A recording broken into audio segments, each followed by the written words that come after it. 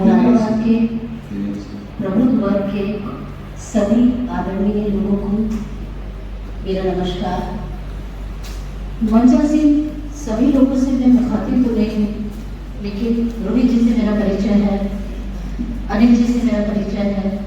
अनिल जी से तो मेरा परिचय बहुत पुराना है, लेकिन चूंकि समय दिया गया है 3 मिनट, तो मैं अपना वक्त उस पर ज़्यादा नहीं करूँगी।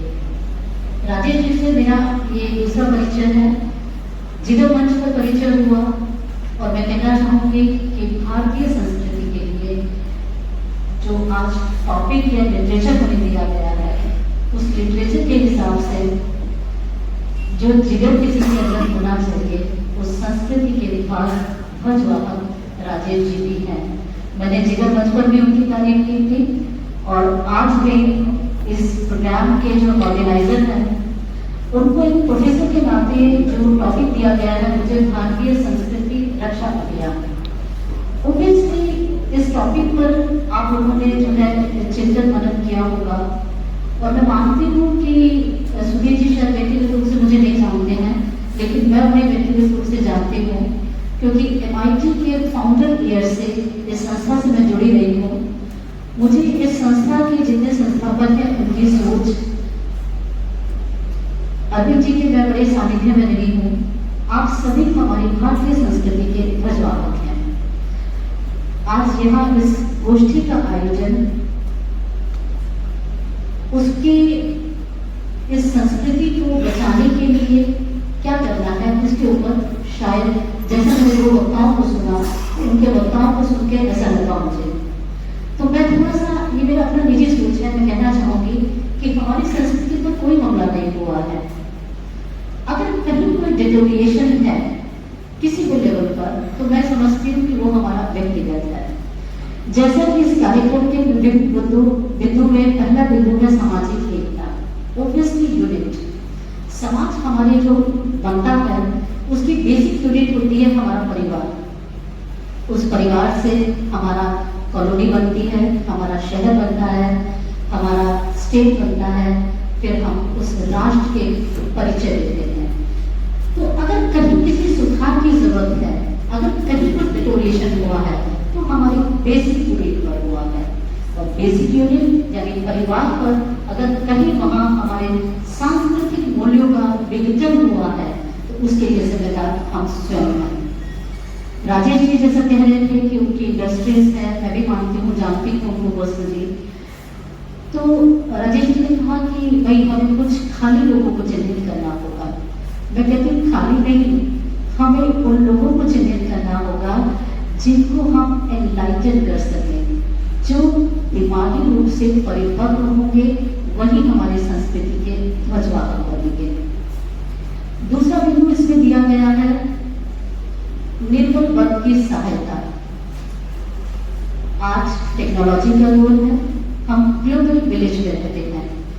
ग्लोबल विलेज की परिभाषा बहुत पहले वसुदेव कुटुंबकम में हमारी गीता में लिखी हुई है। प्रथम पंडित पर मैं पढ़ रही थी कि स्वदेश प्रेम और एकजुटता की भावना को प्रेरित किया जाए।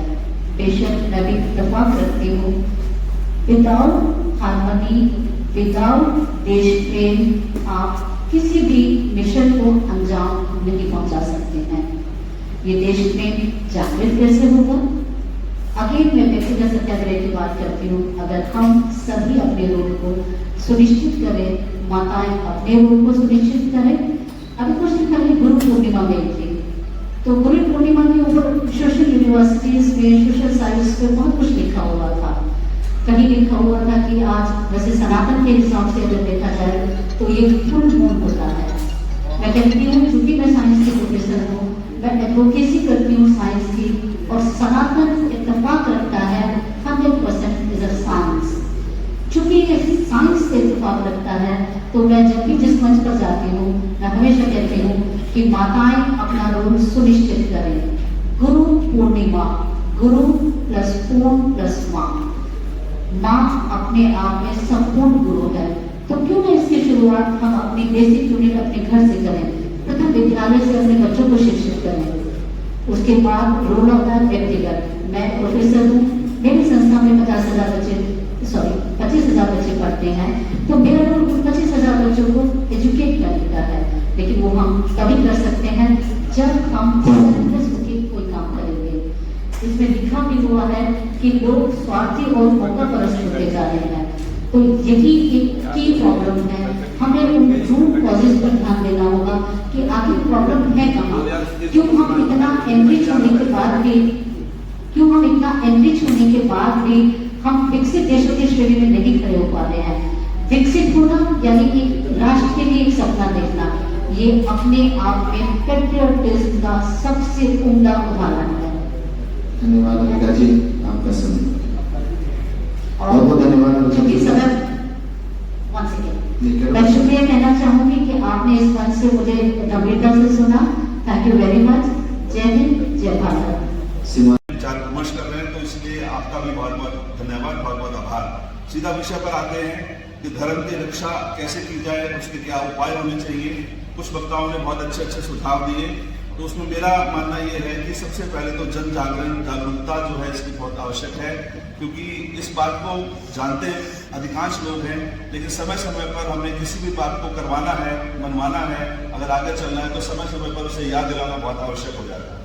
तो इसके लिए जन चेतना कैसे आयोजित करें, उसकी एक हमारे को सोच और उसकी मेथोडोलॉजी डेवलप करनी होगी। वैसे तो बहुत सी संस्थाएं हैं जो धर्म की रक्षा के लिए और उसके लिए चल रही हैं, जैसे कि और वक्ताओं ने भी बताया, संघ और उसके साथी बड़े संगठन हैं, वहां पर बच्चे जाएं और विद्यार्थी जाएं, लोग जाएं। लेकिन उसके अलावा वो संगठन तो अपने काम करते रहेंगे। आज ब्रह्म विचार गोष्ठी का जो मंच है, इन्होंने सोचा है, आप जैसे लोगों को जोड़ा है, तो हम सब भी इस दिशा में क्या काम कर सकते हैं, उसकी प्रॉपर योजना एक बननी चाहिए। जैसा माननीय संत जी ने कहा कि योजना बनेगी, उसके अंदर आपको लीडरशिप और अन्य रोल्स दी जाएंगे, तो वो योजना जल्दी बने और उसमें सभी की भागीदारी तय हो, इसका हमें कुछ प्रबंध करना होगा।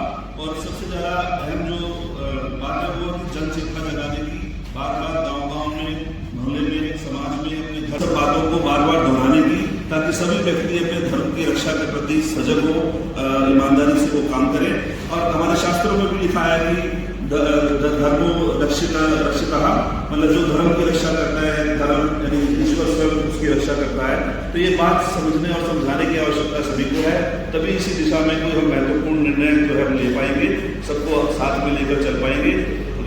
वाकई संगठित करना योजनाबद्ध तरीके से और उसकी जिम्मेवारी देना और फिर सबको उनके दायरे में समझाना, तभी सब लोग साथ हो सकते हैं। बिना संगठित हुए, बिना एक हुए हम किसी भी कार्य की सफलता को निश्चित नहीं कर सकते। तो ये योजना बनाना आपका काम है। somebody has to take lead, ये बताया गया है।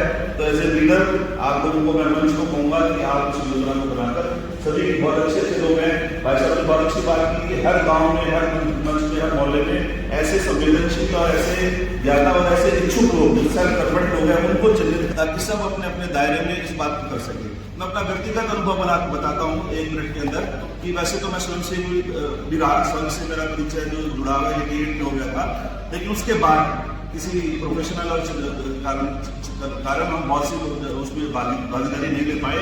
लेकिन हम अंदर से अपने आप को समर्पित मानते हैं, सब कुछ करते हैं, लेकिन फिर भी ऐसी गोष्ठी में आने का अवसर मुझे कई सालों बाद मिला।